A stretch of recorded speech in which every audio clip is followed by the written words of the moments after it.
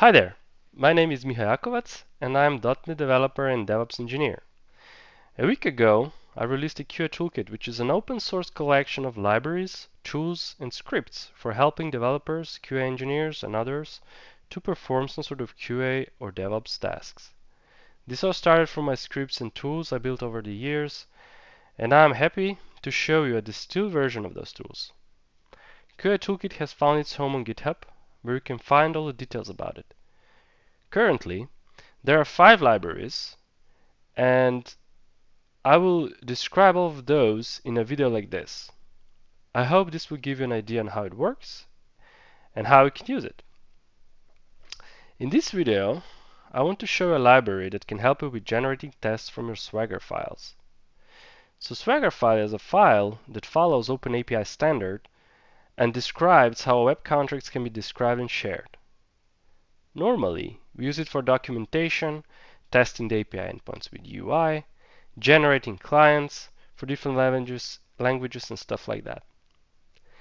The key feature of QAToolKit Swagger library is that it can take a JSON or YAML file from URL or file and parse it into something more manageable. For example, the library generates a HTTP request object that can then be used to generate some request data or be as an input to other libraries. But more on that on the other video. So let's start with the Swagger library. For that, I prepared a .NET Web API, which is hosted in Azure. And as you can see, I use a Swagger file, Swagger generator in that API to generate this nice UI and also a Swagger file behind. As you can see, we have 5 endpoints, which are like a standard endpoints, and obviously bicycles are the theme around it. So we can get all the bikes from the database, or we can get, we can create a new bike. We can get a bike by ID, we can update the bike, or we can delete a bike. So pretty standard CRUD API.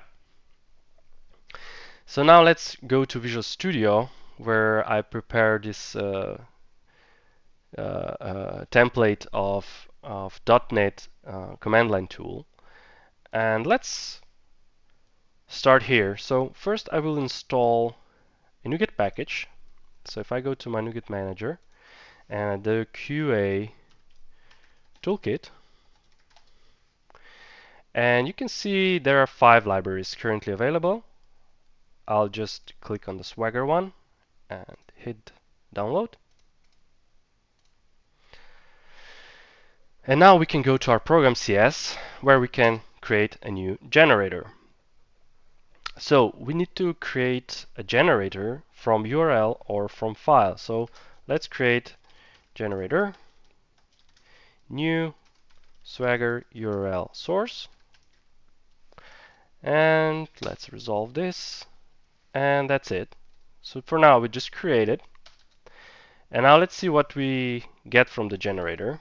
So generator.load, right? And this is the only method actually that's implemented. It takes an array of URIs. So let's do that.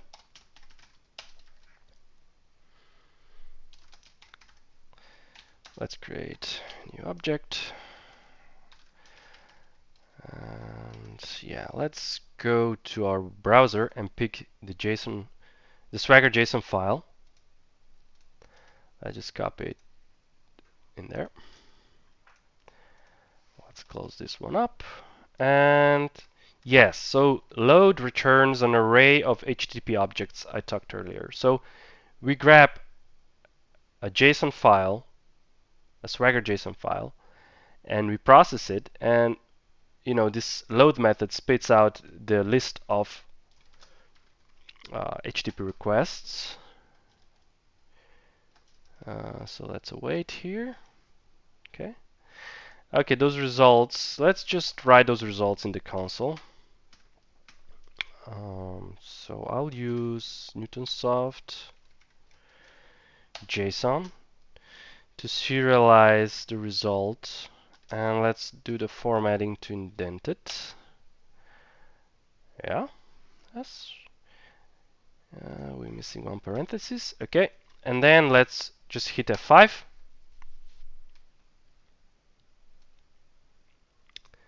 And we get our result. So this is basically a parsed, those 5 endpoints from the Swagger.json file are parsed into this new list of HTTP requests, which is a custom object that Swagger, or the QAToolKit, I should say, QAToolKit ecosystem provides. So if we compare those, the original Swagger file with the output of a Swagger library, we see there, some similarity, but it's also less complex. The output of the on the right is, in my opinion, less complex, and it's really a base to consume this object in, another library, or if you want to do something with it, if you want to generate a documentation, special documentation, or you want to run some tests, which is something we will do in the next video. But for now, let's just close this up and see what else we have there. So we used URL source. We could also use Swagger file source, which takes in basically both. They take in a built-in delegate, action delegate, which returns void but accepts the Swagger options object. So maybe we can just do this URL like we did before, and let's just create this. So with the lambda expression, we can create this function.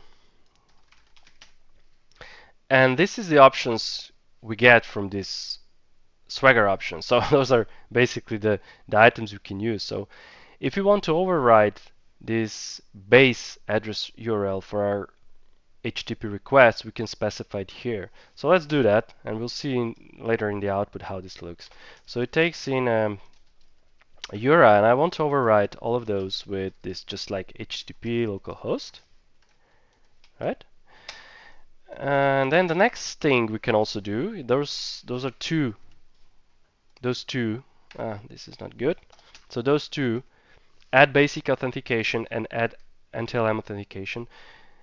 With those, you can specify username and password. So if your Swagger files are behind basic authentication or behind Windows authentication, so if you host them in IIS, you can specify username and password here, and this client, the generator, will be allowed to access the Swagger file and then process it. This is just something I noticed in the field, that you can have those things.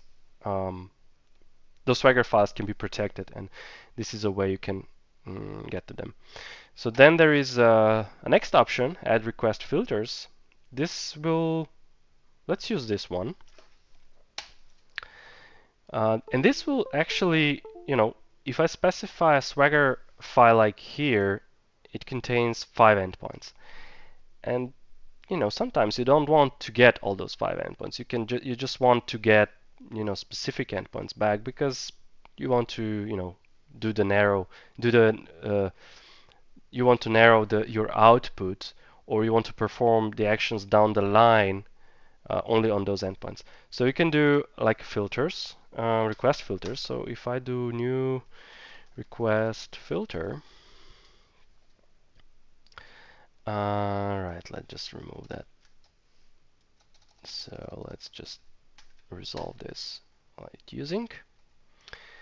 And what we can do here, actually, all right, we have 3 different types of filters. So one is authentication type, the next one is test type, and those 2 I will discuss in the next video, but for now let's just focus on endpoint name whitelist. And this will, like I mentioned earlier, this will filter out only operation IDs we specify in this string array. So let's just go to our Swagger file, and let's find put, right? And you can see here I have this operation ID, and this is how I can filter out or find this in a Swagger file.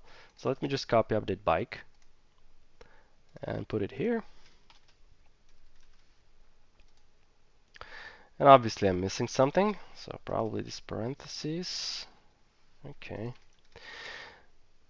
Okay, now let's see how this looks in the output. Let's hit F5 and here's the result. So you can see the base path already changed because of our add base URL method here. So because we specify that. And you see that only update bike is present here, because if I scroll down there is just this request, right? Okay. And so far so good. Let's close this up and see what else we have here. So we can say disable SSL validation. Okay, so if you host your Swagger files on a server that has this self-signed SSL certificate, you can disable SSL validation in the HTTP client that is used with the Swagger generator, in the QAToolKit library. So you can use this, and the HTTP client will be able to access the Swagger JSON file and then process it. So you can use that. I will not demonstrate it here, but there is also another option to use Swagger example files. What that means is, so Swagger examples, basically those are examples that come with the Swagger file if you choose to put it there. For example, if you have, let's say, a query parameters for a specific endpoint, you want to prepare those sample files, those example values, you can set those in the Swagger file, and with this flag here, use Swagger example values, you can say, hey, just grab those example values and put them in the result. So by default, this is turned off, so it's false. But now let's set it to true, and we'll see how this looks in the update bike endpoint. Because update bike expects a JSON body, so with the new values that will update a bike, right? So if you hit F5 now, and we check the output, so in the request bodies section, you see that we have a bicycle model. So this is a model our API endpoint expects. And here we see properties. And properties like ID, so bike ID. And we see that we have a value of 1. So this is an example value that is taken from the Swagger file. And next one is name, and we see we have a foil, right? So there is a value already there.